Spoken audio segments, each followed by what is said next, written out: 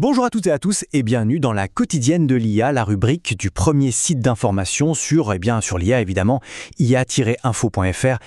Aujourd'hui, on va s'attaquer à une analyse vraiment fascinante, celle de Didier Tarmina. C'est un article qui a été publié en octobre 2025 sur ia-info.fr, le tout premier portail français dédié à l'IA. Et croyez-moi, ça va secouer un peu nos certitudes sur le monde numérique. Alors, on va plonger direct dans le vif du sujet. Accrochez-vous bien parce que le chiffre qui va suivre, il donne le vertige. Plus de la moitié, voilà.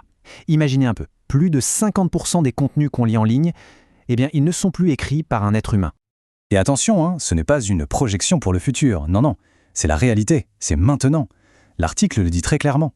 Ce seuil symbolique, il est franchi. On n'a jamais vu dans toute l'histoire de l'humanité autant de mots, aussi faciles à produire, mais le revers de la médaille, c'est qu'ils sont peut-être aussi complètement désincarnés. Alors pour bien comprendre ce basculement, on va suivre un parcours en 6 étapes. D'abord, on va voir ce que ce seuil symbolique signifie vraiment. Ensuite, on explorera comment le web est en train de devenir un gigantesque atelier automatisé. Après ça, on plongera au cœur de la bataille d'algorithmes qui fait rage. On verra aussi comment la place de l'humain est en train de se redéfinir. Et puis bien sûr, on parlera de la crise de confiance que tout ça génère pour finir sur quelque chose d'assez paradoxal. Comment tout ça redonne finalement une valeur immense au mot humain. Allez, c'est parti pour le premier point, ce fameux chiffre, plus de 50%. Ce n'est pas juste une statistique qu'on oublie après le journal de 20h, non, c'est bien plus que ça. Ça marque un vrai changement de paradigme, une révolution dans la manière dont on crée et on partage la connaissance, la culture, tout en fait. Et le plus fou, c'est la vitesse à laquelle tout ça est arrivé. Pensez-y, en 2022, c'était encore une sorte de curiosité technophile, un truc un peu futuriste. Moins de 3 ans plus tard, c'est devenu une infrastructure presque invisible de notre communication. C'est partout, massivement adopté, que ce soit par les grandes agences de marketing ou par n'importe qui avec son ordinateur. Maintenant, imaginez l'impact culturel de cet afflux massif de contenu. L'auteur parle d'un véritable tsunami textuel, et l'image est parfaite. L'Internet, qu'on voyait un peu comme une grande agora, un espace d'expression libre, il se transforme sous nos yeux en un gigantesque atelier. Un atelier de production mais entièrement automatisé. Et ça nous met face à un vrai dilemme, avec 2 facettes. D'un côté, on a une démocratisation de la création qui est juste sans précédent. N'importe qui peut avoir un outil qui écrit à sa place. C'est incroyable.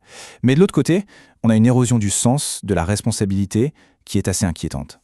Parce que la grande question, c'est qui est l'auteur ? Qui est responsable quand c'est une machine qui écrit le texte ?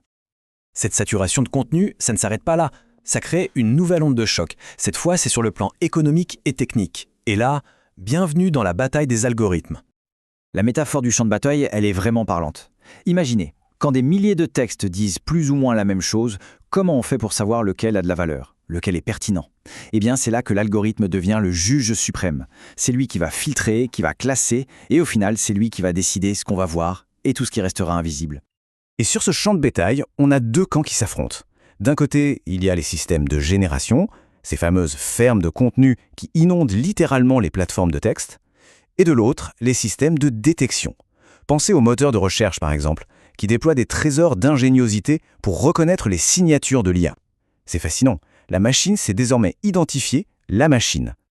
Mais attention, il ne faut pas voir ça uniquement comme un conflit, une guerre sans merci. Non, en parallèle, il y a un nouveau modèle qui est en train d'émerger, une sorte d'hybridation, une collaboration où l'humain trouve en fait une toute nouvelle place.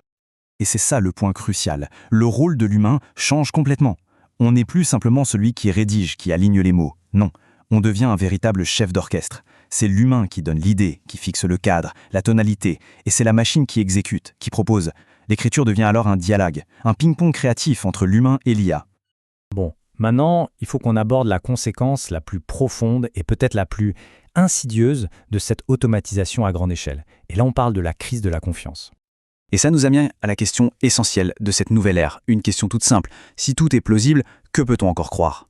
Le problème, c'est que notre œil, notre cerveau, n'arrive plus à faire la différence entre ce qui est vrai et ce qui est fabriqué. Un texte d'IA peut vous raconter n'importe quoi, des faits complètement erronés, mais avec un style parfait, une aisance qui est déconcertante. Tout a l'air vrai, mais plus rien ne l'est forcément. Les dangers y sont nombreux. Au-delà de la simple désinformation qu'on connaît déjà, l'article utilise une expression très forte. Il parle d'un brouillard cognitif. C'est une idée très intéressante. C'est un état où la vérité perd de sa valeur, où tout se voit un peu. La manipulation n'est plus un mensonge direct, elle est plus subtile. Elle consiste à occuper tout l'espace médiatique avec du contenu plausible, jusqu'à ce qu'on ne sache plus où donner de la tête. Et pourtant, face à cette saturation, face à ce brouillard, une sorte de résistance intellectuelle est en train de s'organiser. Et ça, c'est notre dernier point. Qu'est-ce qui a encore de la valeur dans un monde où les contenus se ressemblent tous ? C'est ici que l'article nous offre une conclusion vraiment puissante.